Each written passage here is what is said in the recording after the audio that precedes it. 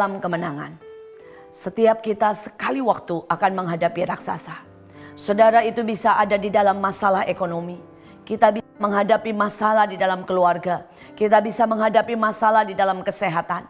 Tetapi saya mau berkata, menghadapi raksasa bukan akhir. Menghadapi raksasa adalah sebuah awal. Sebuah kejadian yang menentukan buat hidup kita. Saudara, di Alkitab banyak yang menghadapi raksasa. Mulai dari Daud yang menghadapi Goliat, mulai dengan orang Israel yang menghadapi bangsa-bangsa yang besar. Saudara, bahkan Saul yang mendengar tantangan Goliat. Tujuannya apa? Tuhan membiarkan kita menghadapi raksasa. Tujuannya itulah titik di mana kita naik.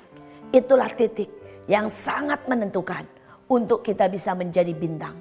Kita menjadi seseorang yang membuktikan hidup kita adalah orang-orang yang lebih dari pemenang.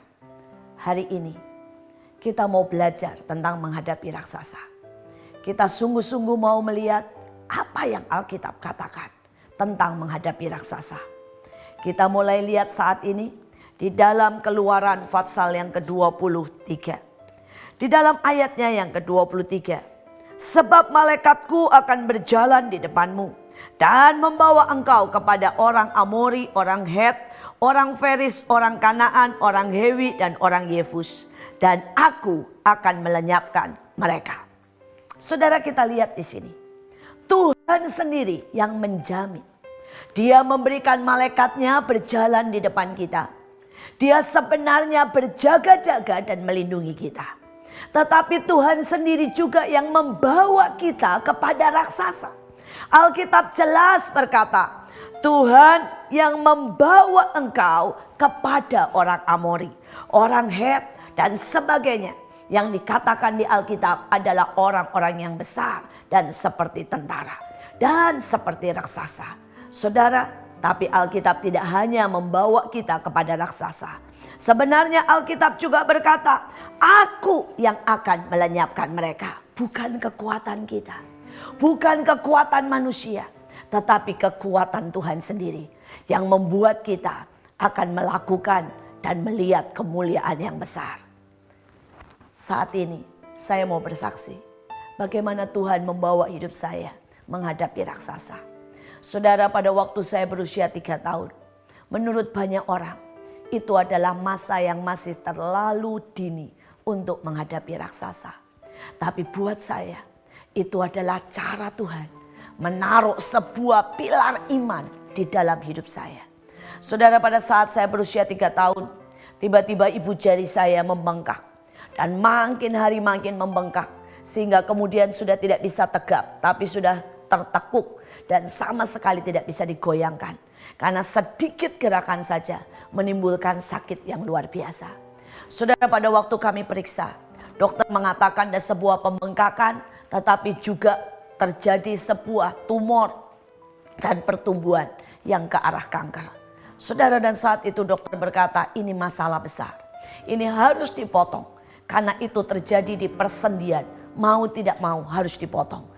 Dan menurut dokter itulah satu-satunya cara untuk menyelamatkan keadaan dari sakit yang tidak tertahankan. Saudara, dan saya masih ingat apa yang ayah saya lakukan. Dia pulang dan dia berkata, hari ini adalah kesempatan bagimu untuk menetapkan sesuatu yang ada di depanmu. Apakah engkau akan memotong ibu jari itu dan menggantinya dengan jari plastik? Atau engkau mau memilih langkah iman? Sebenarnya saya tidak pernah mengerti apa itu iman. Tapi hari itu saya berkata kepada ayah saya, apa itu iman? Ayah saya berkata, itulah saat engkau menyerah total kepada Tuhan. Itulah saat engkau cuma bersyukur dan tidak ada yang lain. Setiap sakit, tidak ada kemarahan, tidak ada tangisan. Engkau angkat ibu jarimu dan berkata, terima kasih Tuhan, terima kasih Tuhan, terima kasih Tuhan. Saudara, dan sejujurnya hanya karena saya tidak mau ibu jari saya diganti plastik, maka saya memilih untuk memilih iman. Dan saya berkata, Pak, saya mau punya iman. Mulai hari itu, setiap malam-malam menyakitkan, saya cuma bisa teriak, Tuhan Yesus tolong, saya berterima kasih. Tuhan, saya percaya Engkau baik. Tuhan, saya percaya.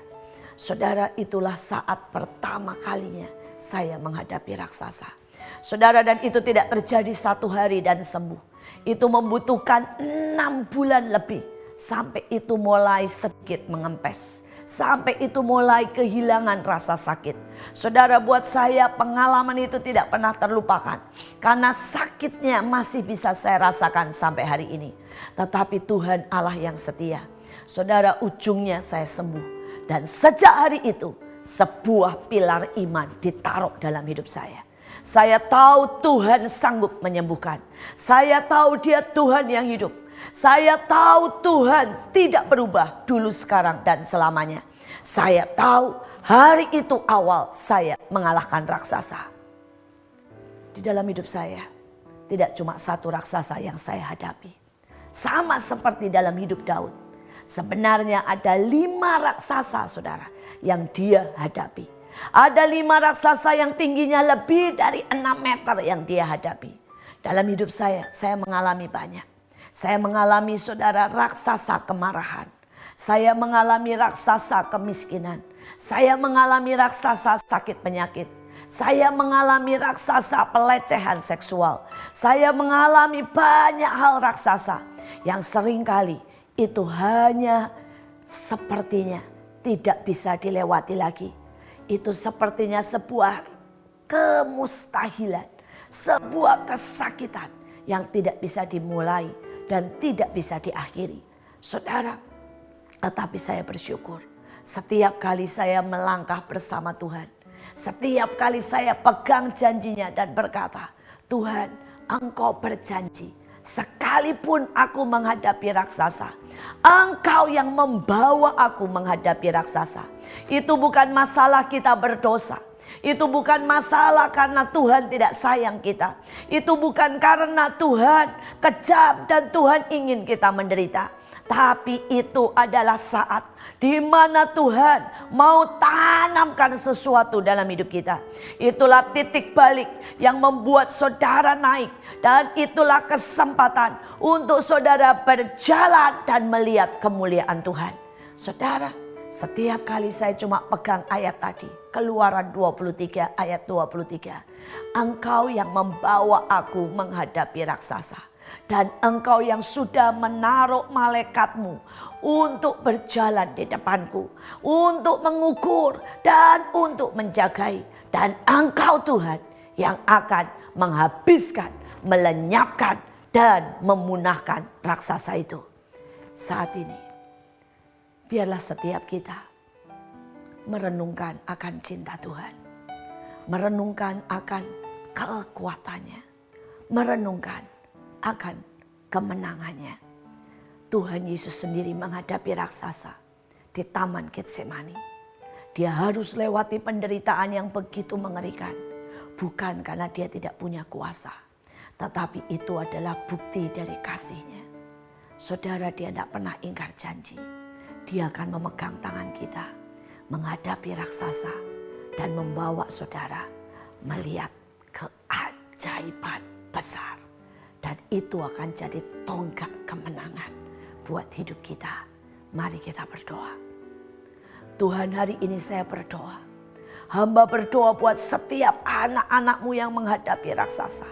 Hamba tidak tahu raksasa apa yang sedang dihadapi. Itu bisa kesulitan ekonomi. Itu bisa masalah besar dalam keluarganya. Itu bisa narkoba atau perjudian. Tapi berkata, Engkau Tuhan yang berjanji akan menuntun kami, membawa kami ke jalan kemenangan. Engkau yang akan memusnahkan semua raksasa. Engkau yang akan membuktikan Engkau tidak berubah dulu, sekarang, dan selamanya. Mari Tuhan, apa yang Kau buat dalam hidupku, buat untuk setiap mereka. Supaya mereka tahu bahwa Engkau sungguh-sungguh nyata. Sekarang dan selamanya. Engkau tidak berubah. Engkau Tuhan yang ajaib. Engkau Tuhan yang memusnahkan setiap raksasa. Terima kasih Tuhan. Pegang tangan kami. Dalam nama Yesus. Amin. Tuhan akan bawa kita dalam kemenangan. Percaya.